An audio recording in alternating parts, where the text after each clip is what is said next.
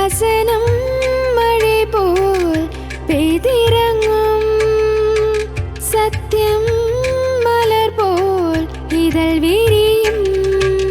சத்தியம் சத்தியமே, சத்தியம் சத்தியமே, சத்தியம் சத்தியமே, சத்தியம் சத்தியமே. கர்த்தருக்கு ஸ்தோத்திரம். அனைவருக்கும் வணக்கம். சத்தியம் சத்தியமே நேயர்களுக்கு சத்தியமாகிய தேவனாகிய கர்த்தராகிய இயேசு கிறிஸ்துவின் திருப்பெயராலே அன்பான வாழ்த்துக்களை நான் அறிய தருகிறேன். இன்றைக்கு உலகத்துல ஒரு குறிப்பிட்ட மக்களை பார்த்து அவன் பாக்கியவான், அவன் கொடுத்து வைத்தவன், அவன் பிளஸட் பர்சன் என்று சொல்கிறார்கள். ஆனால் மனிதனுடைய பார்வையில எல்லாரும் பாக்கியவான் என்று சொல்லலாம்.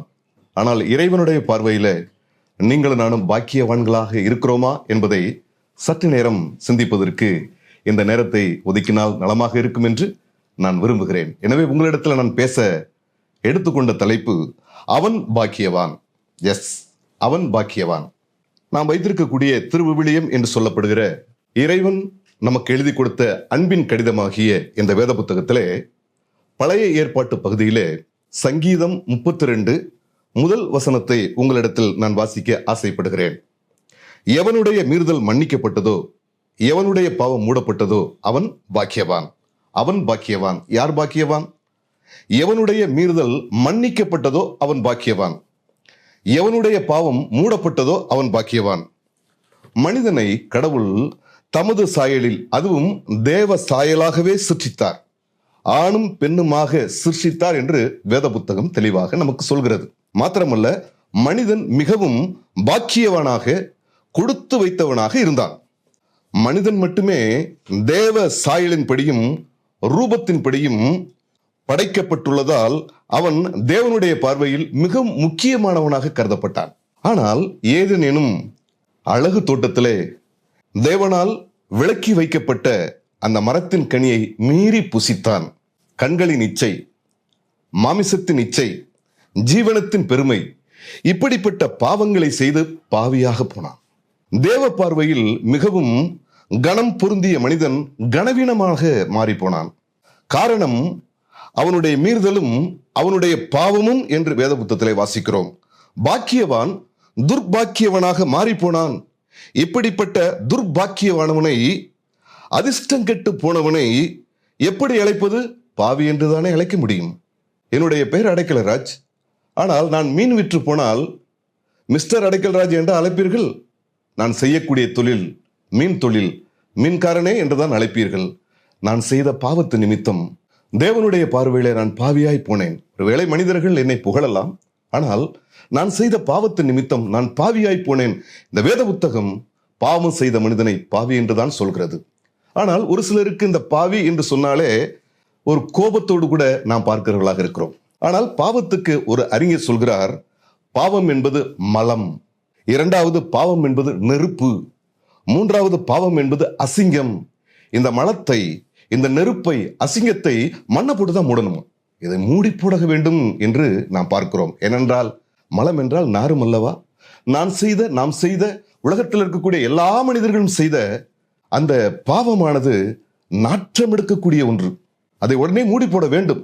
நெருப்பு, இப்பொழுது அமெரிக்க நாட்டிலே ஒரு சில பகுதிகளிலே நெருப்பு கொழுந்து விட்டு எழுதி கொண்டிருக்கிறது. அதை அணைப்பதற்கு எவ்வளவாய் பிரயத்தனம் பண்ணுகிறார்கள். எனவே நெருப்பை உடனே அணைத்தாக வேண்டும்.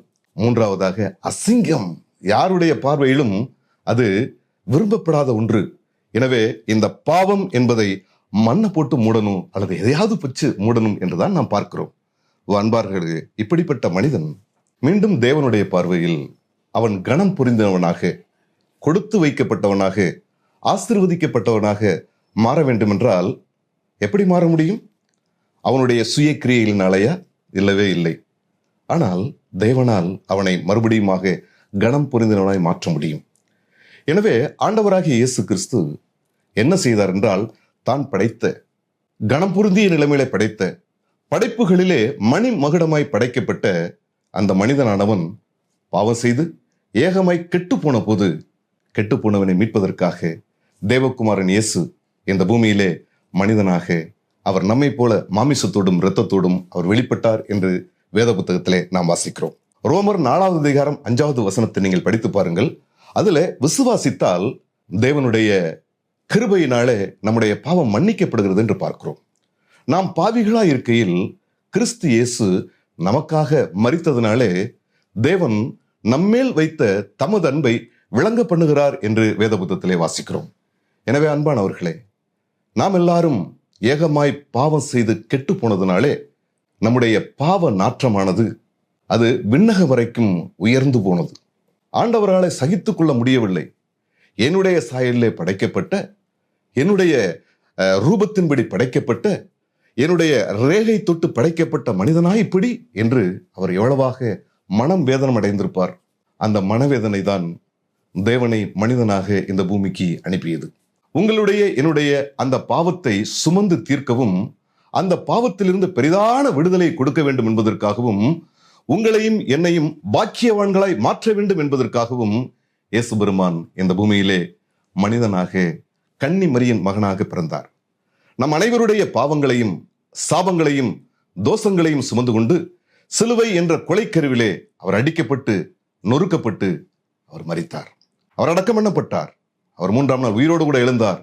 இன்றைக்கும் அவர் ஜீவனுள்ள தேவனாக அவர் தேவனுடைய வலது பார்சத்திலே வீற்றிருக்கிறார். அவரை விசுவாசித்து ஏற்றுக்கொண்டவர்களை அவர் இருகரம் நீட்டி அன்போடு கூட அணைத்துக் கொண்டு அவருடைய பாவத்தை நீக்கி போட்டு அவர்களுக்கு பரிசுத்தத்தை கொடுத்து அவர்களை மறுபடியுமாக தன்னுடைய பார்வையிலே பாக்கியவான்களாய் அவர் வைத்துக் கொள்வதற்கு விருப்பமுள்ளவராக இருக்கிறார். நாம் என்ன செய்ய போகிறோம்? இந்த இயேசு கிறிஸ்துவை நீங்களும் நானும் விசுவாசித்து ஏற்றுக்கொண்டால் போதும். விசுவாசித்தால் நாம் தேவனுடைய மகிமையே பார்க்க முடியும் என்று வேத புத்தகம் சொல்கிறது. விசுவாசம் உங்களிடத்தில் இருக்கிறது.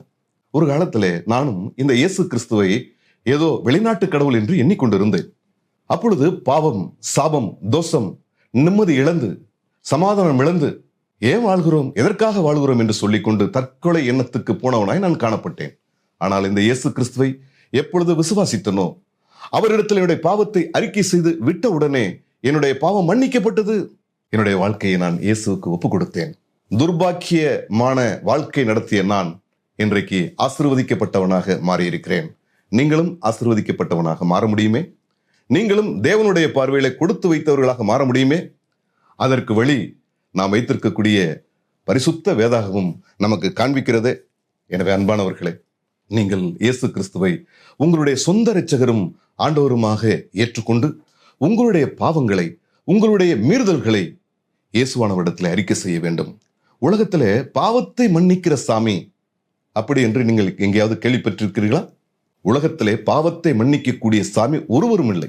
எனவே பரலோகத்தில் இருக்கக்கூடிய மகாபெரிய கடவுளாகிய இயேசு கிறிஸ்து இந்த பூமியிலே அவர் மனிதனாக வந்து, மனிதனுக்காகவே வந்து, மனிதனுடைய பாவங்கள், அதனாலே வந்த சாபங்கள், பாவத்தினாலே வந்த தோஷங்கள் எல்லாவற்றையும் சுமந்து கொண்டு சிலுவையிலே அவர் அடிக்கப்பட்டு நொறுக்கப்பட்டு இரத்தம் சிந்தி அவர் மரித்தார். அடக்கம் பண்ணப்பட்ட 3ஆம் நாள் உயிரோடு கூட எழுந்தார்.